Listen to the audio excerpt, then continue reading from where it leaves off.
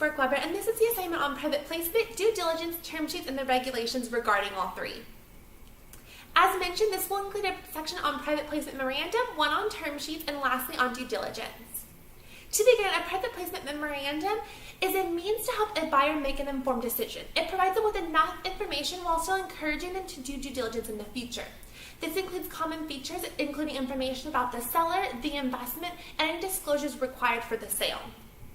This document differs from other business documents such as a business plan in that it is descriptive in style and all the information is presented simply as facts. One major restriction for private placement memorandums is that the securities have to be classified as private placement securities. These have exceptions with the SEC to where they do not have to be registered under the Securities Exchange Commission. This is done through the Securities Act of 1993, and there are exceptions made under Section 5. There are three major exceptions, however, Regulation D is most commonly used. This states that if there is under $1 million in value issued per 12-month period, anybody can purchase the shares. However, if you're issuing between $1 million and $5 million in shares, you have to limit it to an unlimited number of accredited investors and only 35 non-accredited investors. Lastly, for sales that have an unlimited value, which is over $5 million, you are allowed to have an unlimited amount of accredited investors, but are limited to 35 sophisticated uncredited investors. These PPMs provide many benefits for the company, such as decreasing legal costs, as well as allowing them to have more complex documents while maintaining confidentiality. However, there are difficulties to them because it restricts the amount of value and securities you can issue per 12-month period and restricts who can buy your securities in the future. Second is the term sheet. This is used to lay the groundwork for future legal documents. The term sheet is not a legally binding contract, but sets the general terms and conditions of a future investment sale. Because it is not legally binding, it is often encouraging of future due diligence, and it is requiring of future legal documents to make the sale legal and ability to hold up in court.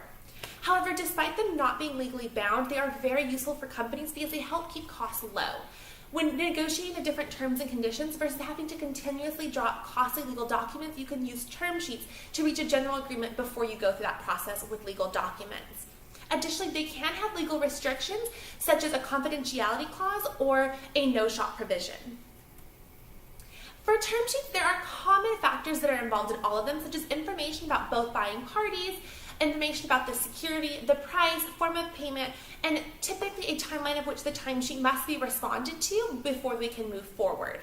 However, more specific term sheets, such as the equity financing term sheet, includes additional information, such as information about liquidity preferences or dividends. It also talks about the voting rights and the board of directors and gives you a better sense of what exactly the security you will be buying is about.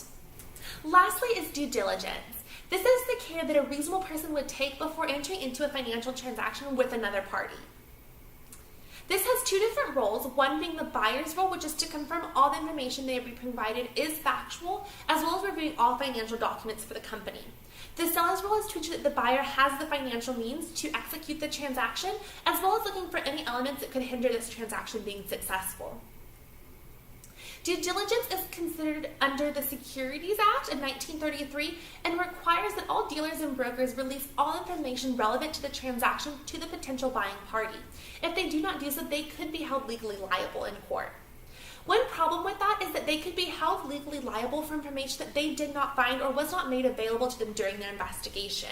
To combat this, there is a defense mechanism built into the due diligence clause that allows them to not be held liable in court for any information that they were not provided or did not find during their investigation. During this process of due diligence, underwriters research the company through many different aspects. They look at the overall sector and the industry that the business is in to get a general picture of the industry. They also look more internally at the company, focusing specifically on financial health and well-being for the current and the future periods. They also do things such as interviewing employees and getting written confirmation from employees within the company that all the information they are being provided is factual and that nothing is being neglected to be passed along to them.